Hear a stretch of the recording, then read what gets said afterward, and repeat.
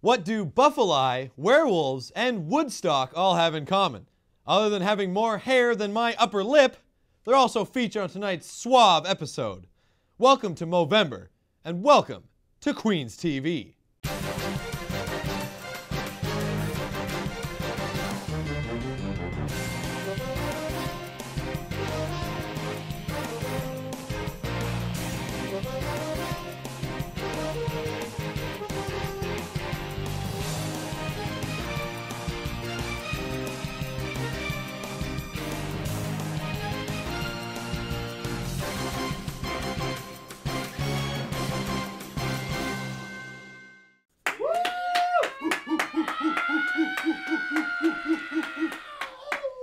Good evening, friends, colleagues, and Golden Word staffers. I'm David Sinkinson, and welcome to Queens TV. We have quite a tasty menu prepared for you today. But first, while catching up on my mandatory consumption of international news, I couldn't help but stumble upon a rather troubling article. Browsing through the pages of the Washington Post, National Enquirer, and the Whig Standard is exhausting enough when I don't have to actually think about what's being written.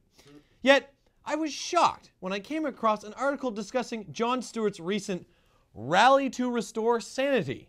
And get this, Queensonians, they're suggesting that this rally is equivalent to Woodstock.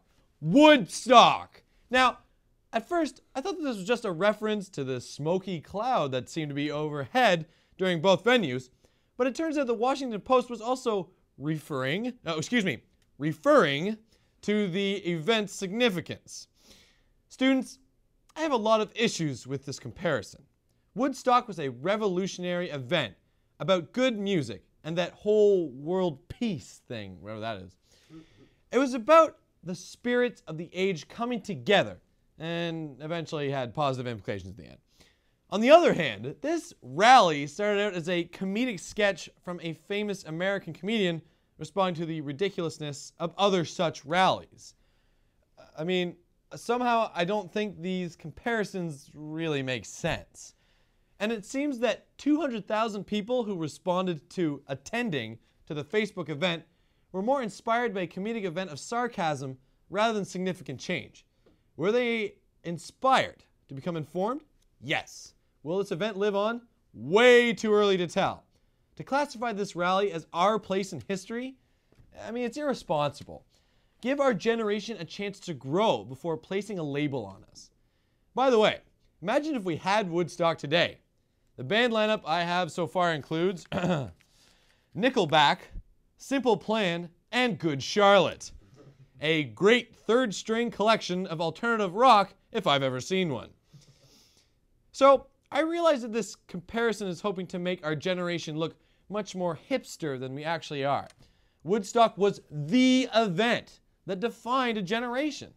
This rally was an event defined by our generation, an age of connectivity and online protest, where clicking, attending, and watching an event on satellite allows us to feel engaged. What does our rally comparison suggest? It implies that we don't seem to really want to take things seriously.